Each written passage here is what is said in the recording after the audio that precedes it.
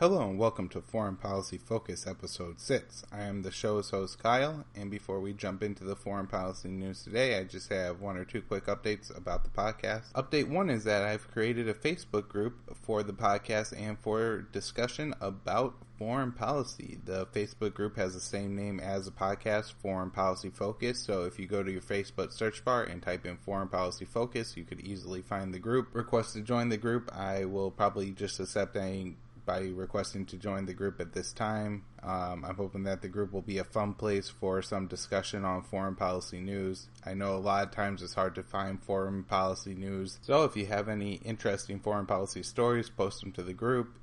As people post stories, comment on them, discuss them with the other group members. That way we could have better ideas on what's going on with America's foreign policy, because there's so much going on. It's really hard to keep track of everything, and with a big group that all gets together and talks about it, then we can have a easy place to find news for everyone for foreign policy. I'll also be posting my daily news roundups there and hopefully using them to spark up a little discussion among the members about what's going on. We could discuss America's role around the world, what America could do to maybe scale back its involvement in some countries, and how that could generally improve what's going on in the world. The only other thing I got for you today is just please give me a rating and review on iTunes. This is going to help to grow the show, help new people to find this show and tune into the show. So if you're on iTunes, hop on there real quick. Good rating, good review. Thanks, everybody.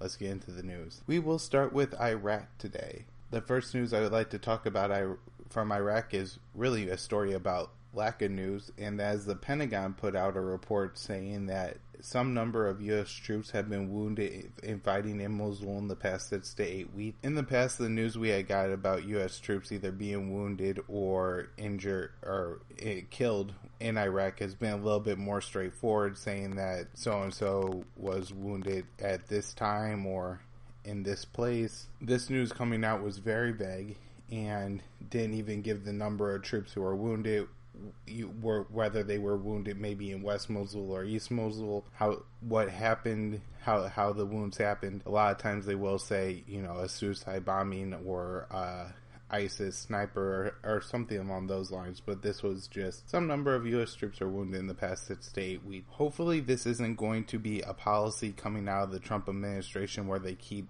news coming out of the Middle East very vague. It's important for American citizens to know what is happening to U.S. troops in the Middle East. With that knowledge, we can make better decisions on if we want to keep our troops there and how our troops are doing. If a lot of our troops are getting wounded or injured or dying and it's in a certain city or in a certain type of combat, then the American people could contact their representatives and let them know that, hey, we don't want our government doing this anymore. But if the government keeps that information hidden, the American people will never be able to know what's going on. So this information is really important, and the American people really should have access to it. Also, it could be an indication that what's going on in Mosul isn't going very well for the American troops there. I know that in the last episode I had talked about American troops being closer to the front lines and fighting in western Mosul. They're embedded, all of this says, close to the front lines, and with the tactics that ISIS fighters use of suicide bombings and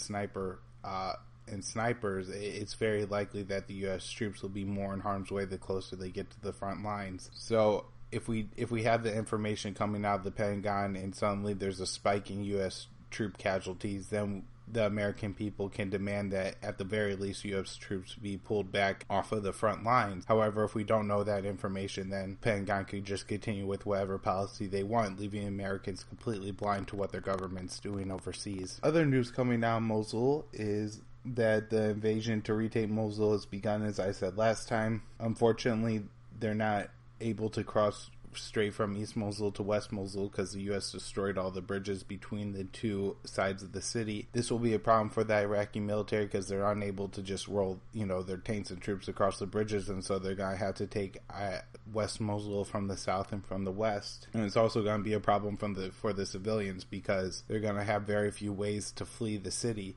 They'll pretty much have to go through a battle zone, and fighting they won't be able to just run out of the city through the bridges. So from South Mosul, we have Iraqi forces starting to take some villages. So far, 200 people have been displaced by fighting in these villages. they are all women and children. With all 200 being women and children, I'm guessing that the men were not allowed to evacuate the area yet, as the Iraqi military is probably vetting these men to make sure they're not members of ISIS in disguise. In the past, there's been a lot of reports of Iraqi military moving into villages and then moving out, and then some ISIS fighters being hidden in with the civilian population of the city and attacking the Iraqi forces from behind, or killing the civilians once the Iraqi forces are gone. So that's probably the reason this is going on. Hopefully there's no torture happening, but that's been known to happen in the past in these Middle Eastern countries when groups fear that there's members of the other group embedded with the civilian population. They'll torture members of the civilian population looking for the bad guys. Also on the front to retake Mosul, we have the Iraqi forces taking the Mosul airport from ISIS. It's unknown what condition the airport is in so far. Hopefully it's not in too bad a shape. That way, after this is all over, commerce and travel could get restarted from Mosul as soon as possible. But it's likely that Mosul, being under the control of ISIS for 2 years or so, is probably in pretty rough shape, and they probably didn't leave it in great condition for the people coming to take it from them. Final news coming out of Iraq is that ISIS forces have started to move into some areas that they had already been liberated from ISIS. There are several cities across Iraq that ISIS has already been kicked out of, but now that the Iraqi army's attention is all focused on Mosul, some ISIS members are coming back to these cities. They're bribing or blackmailing local officials to get the other ISIS fighters out of jail, and they're starting to increase their presence again in these areas. It's unknown exactly what the ISIS intentions are in these areas, whether they're just planning on turning back into an insurgency and maybe just carrying out some attacks, or if they're going to try to maybe retake some of these cities that have already been liberated. Either way, it's definitely not a good situation for the people in the cities, because in the past ISIS has been pretty brutal to the civilian populations of cities that ISIS has lost. But again, it shows this really shows the futility of what America is trying to do in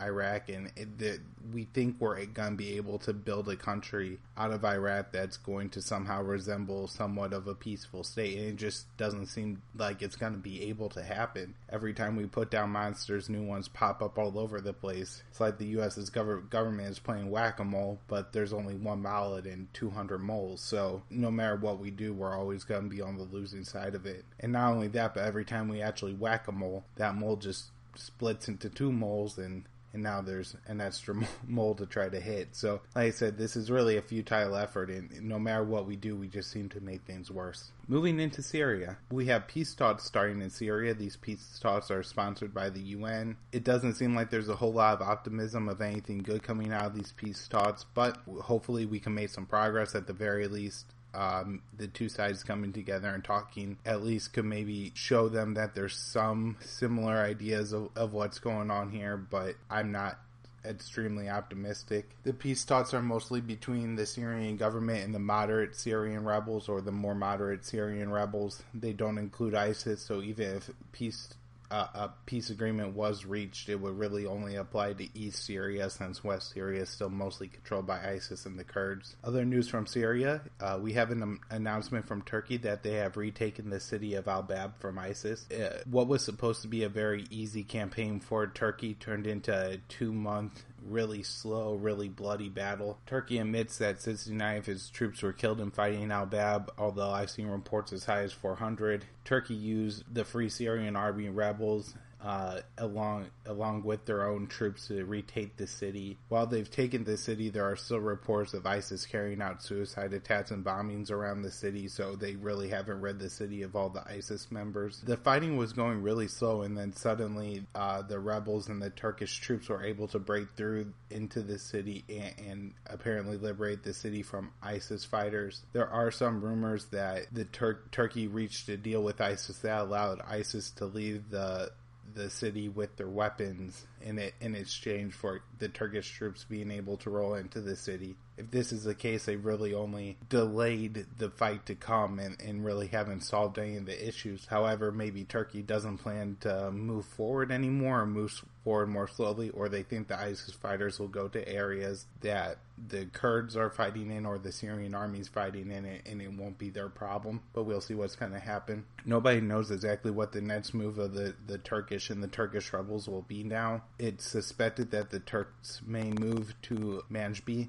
This is a city that the Kurds currently control, and it could set up a situation where Turkey is fighting the Kurds instead of either side fighting ISIS. So we're going to see what happens there. Most of the area around the city of Al-Bab isn't controlled by ISIS anymore. It's controlled either by the Syrian army or the Kurds. So like I said, and like I've been talking about in past episodes, it looks like we're setting up a fight where the enemies of ISIS are going to be fighting each other rather than fighting ISIS. Of course, most of these groups have some kind of alliance with the U.S., so we'll see if the U.S. will be able to maybe broker some kind of deal to keep these groups from fighting each other. But from what we see in the past where the Turks have attacked the Kurds, I think that's probably unlikely, and that we're going to see some fighting between U.S. allies in the region. In other news out of Syria, we have a U.S. general saying that we need more troops in Syria now.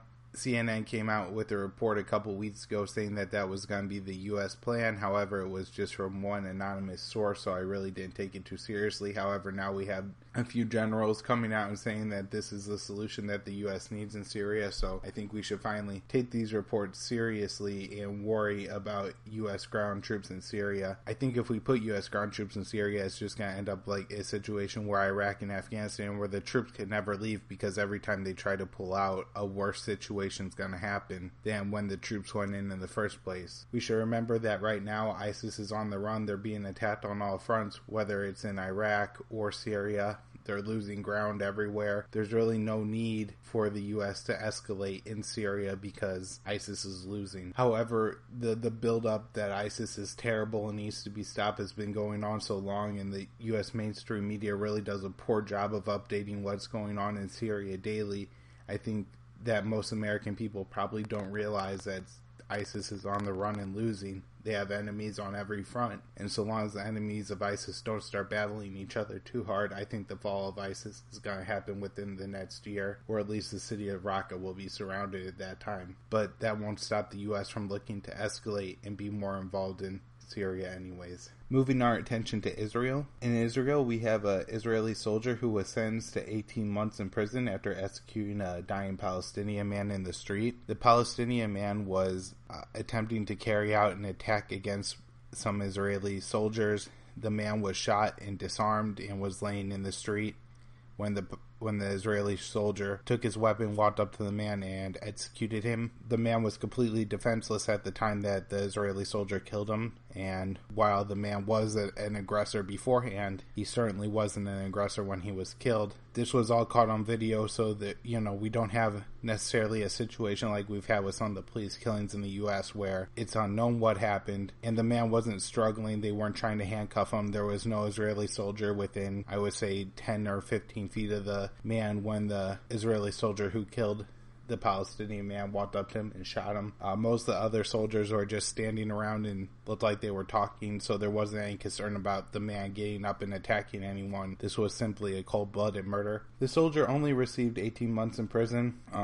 When he was actually convicted of this crime a few months ago, we actually saw a lot of protests from Israelis demanding that the man be acquitted of the crime and that he wasn't guilty. However, it was very clear that he was guilty of this crime, and that he only received 18 months in prison is a real shock, and it should be. Anybody who's willing to execute a dying man in the street probably needs to spend more time in prison and shouldn't be around other members of society for more than 18 months. But these are the kind of things that happen in Israel, and a lot of times the reason that these things are allowed to happen, or at least the reason that the Arabs perceive that this is allowed to happen, is because of the support Israel receives from the U.S. Because it's known that if any Arab state were to attack Israel, the Israelis would have the full backing of the U.S. military and navy to defend them. So it's the Israelis are able to act in any way they want. There's no talk of the U.S. pulling back any of its aid to Israel or warning Israel in any way about what happened here. I believe the UN actually came out and condemned the soldier only getting 18 months, saying that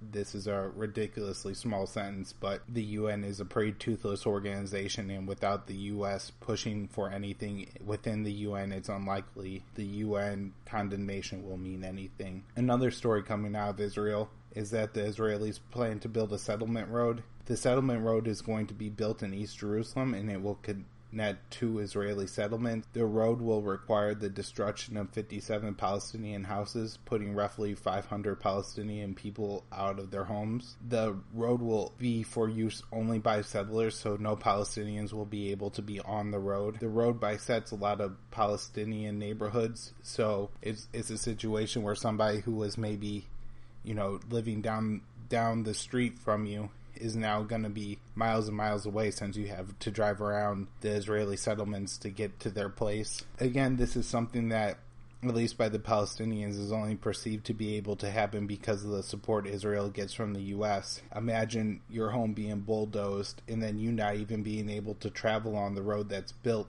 when your home was bulldozed. It has to be incredibly insulting to the Palestinian people to have this happen to them. These policies have been happening in Israel for years and years. This isn't anything new. This certainly isn't the first time it happened, and it certainly won't be the last time it happened. With Trump's condemnation of some new settlements being built, Netanyahu has pulled back a little bit on more settlements being built. However, they continue policies like this that seem to really be slights to the Palestinian people and be pretty intentional. At least they could let the Palestinians use this road, but not even letting the Palestinians on the road is just showing how much contempt the Israelis have for the Palestinians. Moving on to the South China Sea. The U.S. moved its Carrier Strike Group 1 into the South China Sea. So this is a group of ships, including an aircraft carrier and some destroyers. Of course, the U.S. says that the reason the Carrier Strike Group is in the South China Sea is to protect freedom of travel. Although there weren't any recent reports of travel being restricted in the area, the U.S. felt the need to put its weapons of war in the area. This certainly will infuriate the Chinese, who feel that America is way out of their territory being in the area, and also that these ships being there is a threat to China, since these ships would be able to carry out attacks against China if the U.S. would ever want to pursue some kind of policy like that. I always like to try to compare what's going on overseas to what would be the reaction by Americans if this was happening here. So imagine if China sailed one of its, or I think it's only aircraft carrier, and put it in the Gulf of Mexico with a couple destroyers. I think there'd certainly be calls from a lot of right-wing Americans that we would have to sink the ships, and I think just about every American would agree that we would need to take some kind of action to get these ships out of the Gulf of Mexico. And remember, this is the South China Sea. This is the area the water area right outside of China. And so the Chinese feeling like this is starting to threaten their sovereignty, it isn't any arbitrary feeling, and it's really amazing that the U.S. thinks that we need to put our Carrier Strike Group right in this area. Moving to the home front, I have a story about an FBI terrorism quote-unquote bust. A young man, I believe he was 25 years old. The young man was approached by FBI agents, and they pushed him into radicalization. They commented on his Facebook post with posts about U.S. actions overseas killing Muslim people, and really pushed a man who expressed no desire to harm Americans into having a desire to harm Americans. There really was no threat from this man. At one point, they wanted him to buy some duct tape and some nails to make a bomb with. The guy didn't even have the $20 to buy the hardware store supplies. He couldn't even find all the supplies he needed at the hardware store. The guy would often show up to the meetings with the FBI agent stoned, so he couldn't have been that devout of a Muslim anyways. And the FBI really used the idea of American interventionism as a way to push this guy into accepting or into having a desire to harm Americans. At one point, an FBI agent who was undercover actually threatened the man that he would harm the man or his family if he backed out on his plans to carry out the terrorist attack. The man who was the Muslim man who was pretty much entrapped by the FBI never had any real solid plans of his own to attack the U.S. and really just kind of followed the lead of the undercover FBI agents. So this is a case where while it's going to be used by the media and the Trump administration to really scare Americans into saying, hey, look how dangerous Muslim people are, here's a Muslim person who wants to harm Americans. This isn't really what happened. The FBI fabricated a terrorist. They turned a normal person, maybe not even a normal, maybe this guy was, a little odd guy, seemed like quite the stoner. not too bright, and they took him and they really radicalized him and taught him into attempting to carry out a plot against Americans, even though he really never had a plot. It was a plot that the FBI agents gave him, and they even had they even at one point threatened him into sticking with this plot. So there probably wasn't a threat here from this man if the FBI never got involved. And so to sell this as there's an existential threat to Americans from Muslims is completely ridiculous, and don't buy into the fear, because that's what our government wants. Final story from around the world is Germany. Germany plans to expand their army and put some troops and tanks on the Russian border, so this is something to keep our eyes on. The U.S. has been carrying out actions like this across the Baltic states already, and with Germany adding in, it will only cause Russia to feel more pressure from the U.S. Before I finish up today, I would like to talk about an article I read from Jim Schwarz that was published in The Intercept. The article deals with the Trump administration's travel ban from the countries from the 7 Muslim countries, and why the ban was caused by our foreign policy and not by inherent racism from Trump or the American right. The title of the article, if you'd like to read it, I'll make sure to link to it, is Why Do So Many Americans Fear Muslims? A Decade of Denial About America's Role in the World. The article starts out by talking about what happened in 1991 in the first Gulf War, when America carried out a couple atrocities in Iraq, including the bombing of 400 Iraqi citizens who were in bomb shelters. And the author hypothesizes what would happen if the Iraqi government used this as propaganda to their people to say, look, all Americans are evil, all Americans hate you, and we have to go to war with America. Obviously, this isn't what happened, but this is what happens anytime a Muslim carries out an attack against America, is we have this idea that it's everybody against America, not just a small group of people.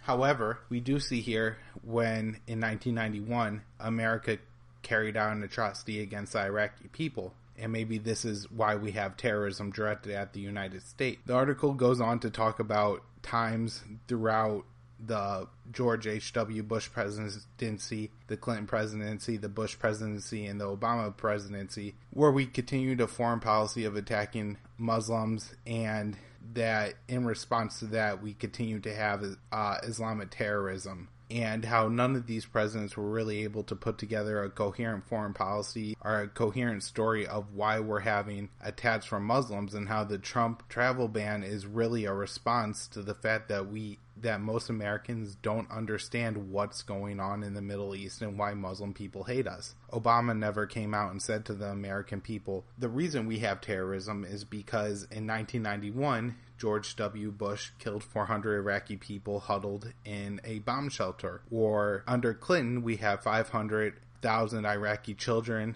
dying of starvation or from lack of medication because of sanctions that Clinton imposed on the Iraqi people for his entire presidency. And we had our Secretary of State at that time, Madeleine Albright, saying that the price is worth it. Or under George W. Bush, carrying out a war that killed at least hundreds of thousands, if not millions, of Iraqis as well. And under Obama, we had a policy where Obama dropped bombs in seven different Muslim countries. None of this is ever mentioned.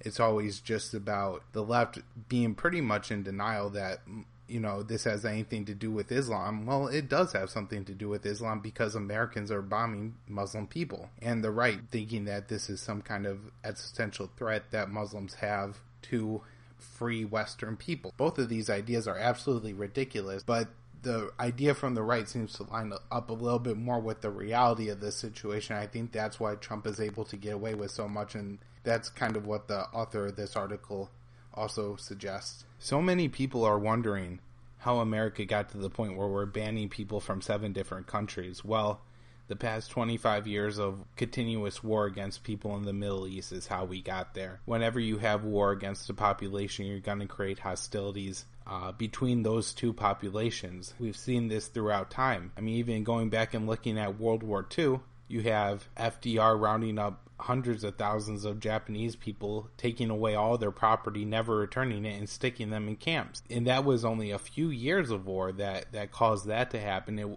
This has been 25 years of war against Muslim people. You have thousands of American troops who have been killed in the Middle East, tens of thousands if you include people who come back with PTSD or addiction issues and end up dying, and you probably made the number up to 100,000 or so if you include people who come back with serious physical disabilities or mental disabilities and never live a good life after returning from the Middle East. With all the tours of duty, you've had millions of parents worrying about their children night after night if they're going to be killed in a roadside bombing or by a Muslim person while their children are stationed in the Middle East. And all this just adds up and creates a fear of Muslim people for Americans. And that's how we got to where we are today. It's not because suddenly we have Islamophobia in America and suddenly American people are terrible and hate Muslim people. It's because we've had 25 years of war under 4, now 5 cowardly presidents who none of them are willing to admit that their actions killed Muslim people and that their actions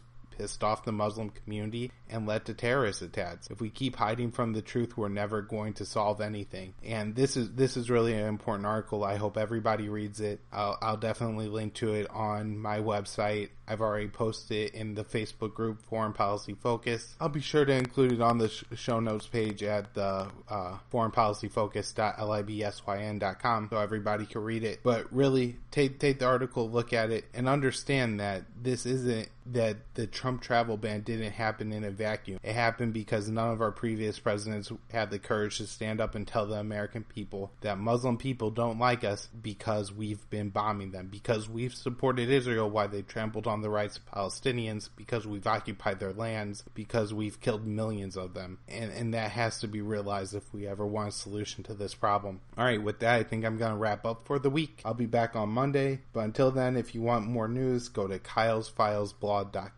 Check out the libertarianinstitute.org. Follow me on Twitter at KYAAALE. Like my Facebook page, kylesfilesblog.com. Or go to the brand new Facebook group, search Foreign Policy Focus in the Facebook search bar and request to join the group, and I'll get you admitted, and then we can have discussions on Americans' foreign policy. And thank you very much.